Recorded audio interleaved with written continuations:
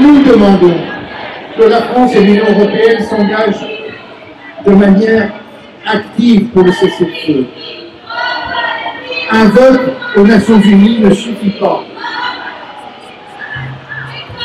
Le président de la République Emmanuel Macron a pris au début, dès le départ, des positions indignes en justifiant et en encourageant Israël dans cette guerre contre le peuple palestinien.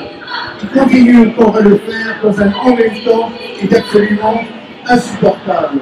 Est-ce que enfin, avec la mort d'un diplomate français, il va se réveiller?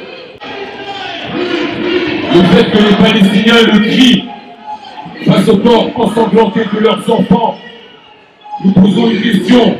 Combien de temps faudra-t-il pour que la France, son gouvernement et toutes ses organisations politiques et syndicales s'engagent enfin avec force pour dire aux côtés des Palestiniens stop au génocide?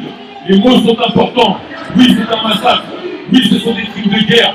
Oui, ce sont des crimes contre l'humanité. Ceci est un génocide.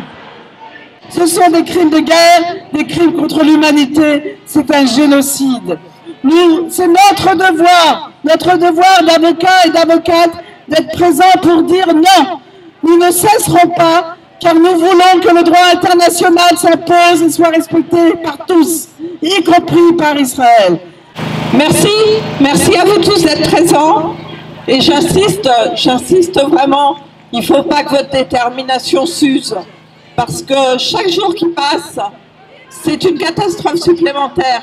Chaque jour qui passe, on devrait être plus nombreux à protester contre les crimes qui sont commis. Et surtout pas, ne vous dites jamais, j'y étais la semaine dernière, donc c'est pas la peine d'être là la semaine prochaine.